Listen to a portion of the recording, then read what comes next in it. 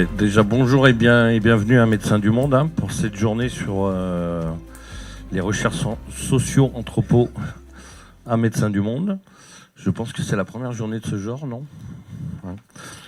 Donc moi je ne vais pas vous expliquer les journées ce qu'est la socio-anthropo, mais plutôt vous parler un petit peu de Médecins du Monde. Pour ceux, je vois qu'il y a des gens de Médecins du Monde, mais tout le monde n'est pas de Médecins du Monde ici.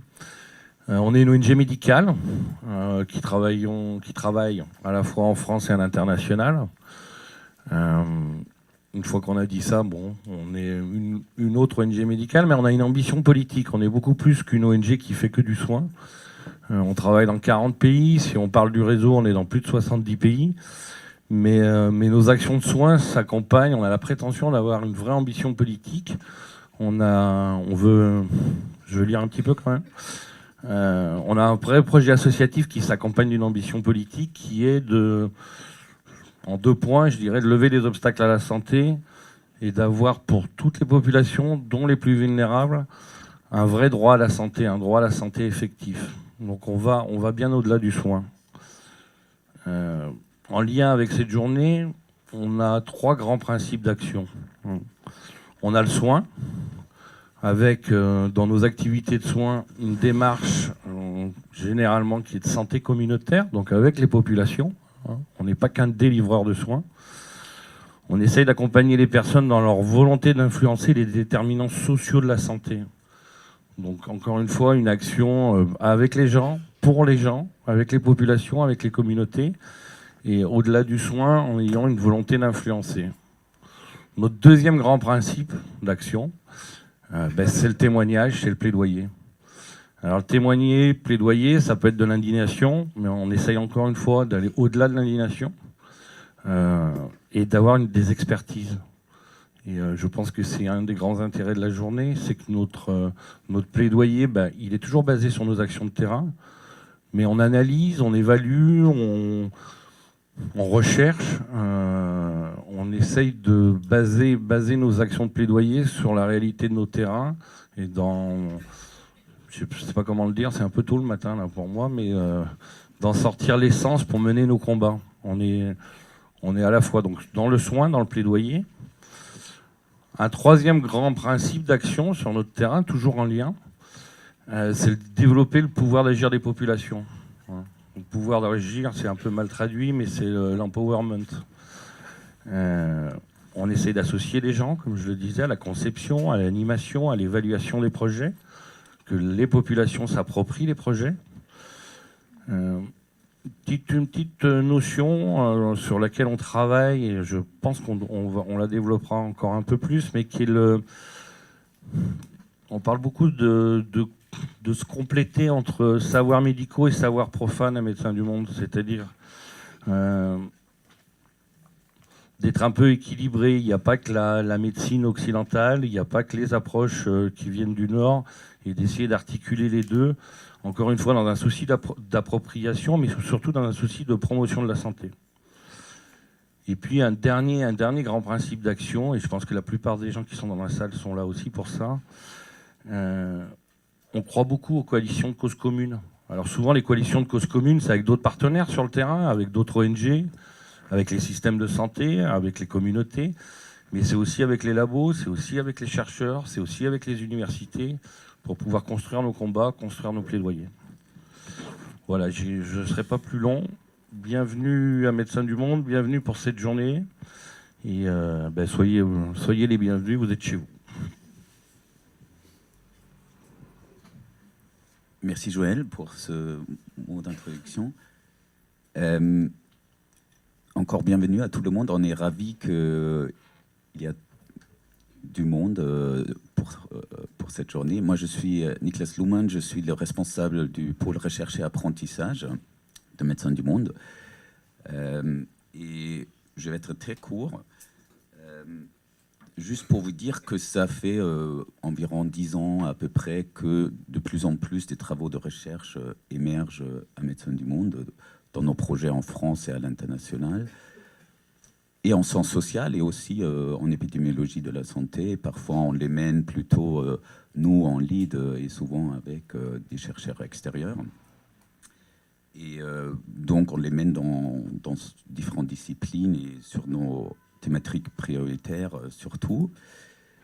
Aussi vous dire qu'en 2017, Médecins du Monde a créé une nouvelle direction santé plaidoyer et qui intègre donc ce service recherche et apprentissage et qui est donc dédié pas uniquement aux questions de recherche, mais aussi et dans lequel il y a des personnes qui travaillent autour des recherches en sciences sociales, socio-anthropologiques et aussi plutôt mènent des travaux en épidémiologie de la santé.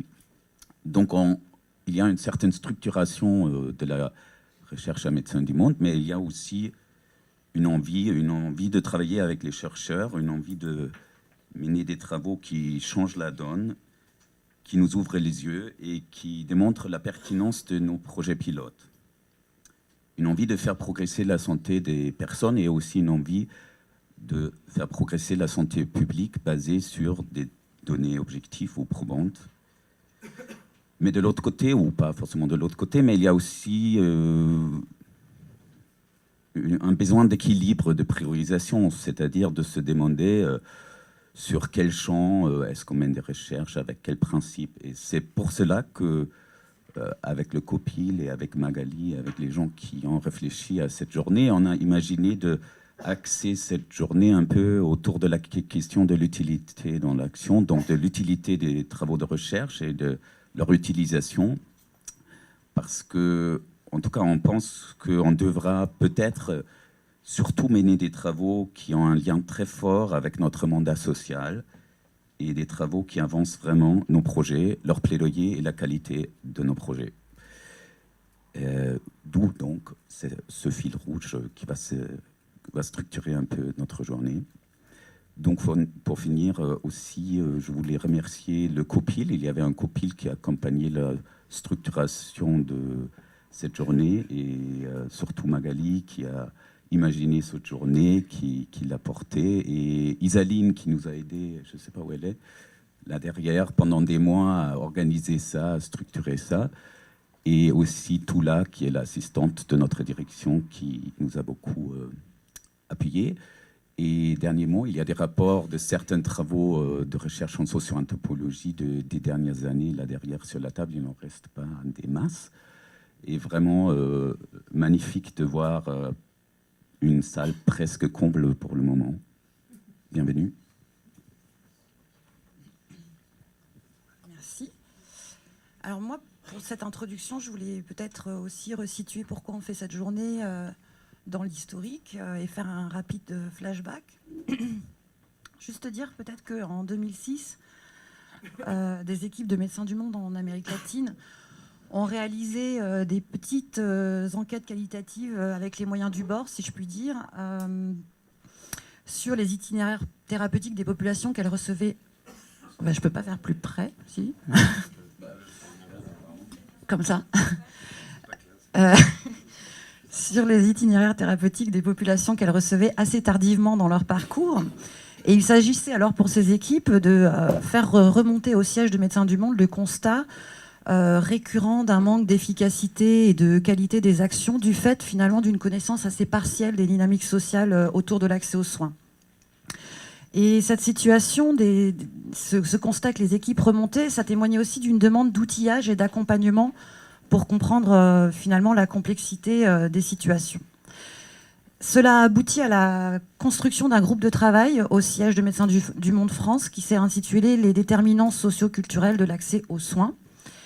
Alors, si nous avions choisi ce nom, c'était parce que l'approche par les déterminants de santé nous semblait permettre une adhésion en interne plus évidente, puisque d'une part, la question des déterminants de l'accès aux soins pour une ONG médicale, c'est une approche historique en termes d'action et de plaidoyer, mais aussi parce qu'il y avait effectivement un enjeu autour de l'intégration des sciences sociales comme un des outils mobilisables par les acteurs humanitaires, plus familiers alors avec les outils quantitatifs comme moyen d'investigation du réel.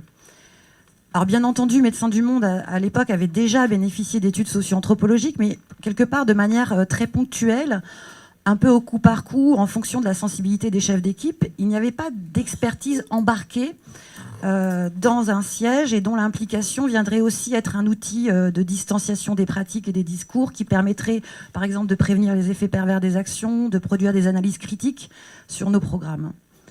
Donc le projet DSC avait à cette époque pour ambition d'arriver à systématiser l'expertise technique et les enquêtes socio-anthropologiques aux différentes étapes clés des projets, de manière transversale et pour tous les programmes, afin de générer une réflexion de fond pour l'ensemble de l'association. Donc la création du projet DSC, elle a correspondu à la double volonté politique de renforcer la qualité via une meilleure connaissance et de contribuer aussi à faire évoluer la posture humanitaire, d'aider à décaler le regard, à considérer les choses finalement sous d'autres angles, dans une démarche dynamique qui inclut aussi les programmes dans les sujets de recherche et pas seulement de faire des recherches sur les autres ou sur les contextes.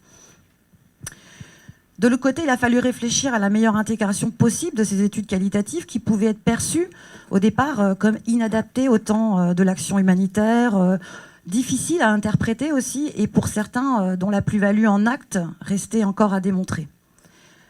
Il a fallu aussi changer un peu les habitudes, puisqu'on utilisait beaucoup aussi ce qu'on appelait des enquêtes CAP, qui sont des enquêtes par questionnaire, connaissances, attitudes, pratiques, qui ne révélaient finalement pas grand-chose sur le sens des itinéraires thérapeutiques, sur la multiplicité des enjeux sociaux, sur les histoires de vie ou les biographies médicales des personnes.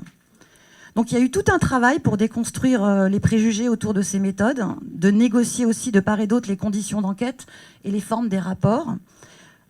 Finalement, comment est-ce que l'on réalise des études quali adaptées aux besoins et aussi aux contraintes des équipes humanitaires? Comment est-ce que l'on rend intelligibles des résultats et comment est-ce qu'on accompagne les équipes afin de faire en sorte que ces résultats soient bien sûr utiles, mais surtout utilisables? Donc, maintenant, on fait le bilan en disant cette demande de l'expertise socio-anthropologique, elle s'est bien ancrée dans les pratiques de Médecins du Monde, comme en témoigne l'augmentation des études et aussi les partenariats de recherche. L'objet des études a dépassé l'interrogation sur les déterminants pour embrasser plus largement d'autres problématiques, et les moyens humains, scientifiques alloués pour répondre à ces interrogations se sont eux aussi métamorphosés. Et cette évolution, elle met aussi en évidence l'engagement de la recherche dans des projets humanitaires. Donc aujourd'hui, on voulait faire le bilan, ou pour reprendre un peu des propos un peu provocataires, certes, mais entendus ci ou là, c'est la recherche, elle a un coût, sonnant et trébuchant, elle coûte du temps aussi, et c'est quoi le retour sur investissement? Du coup, on a pensé à cette journée autour de 3 tables rondes qui sont pensées comme une discussion avec les chercheurs qui ont mené les recherches et aussi les équipes qui ont bénéficié de ces recherches. Et puis ensuite, un grand témoin viendra synthétiser les points importants et les remettre en perspective plus largement.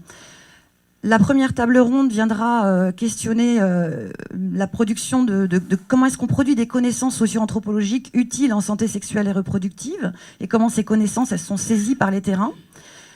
La deuxième table ronde, nous parlerons des enjeux de l'accompagnement des acteurs et des populations concernées via la recherche et leur implication dans le processus d'enquête. Et dans une dernière table ronde, on interrogera les liens entre recherche et activisme, implication et indépendance de la recherche, ce qui nous permettra aussi de questionner comment la science, elle peut aider à avoir une posture politique dans un espace public. Et puis au terme de cette journée, nous espérons pouvoir nourrir ces réflexions de pistes et de perspectives pour une bonne collaboration entre recherche et action humanitaire.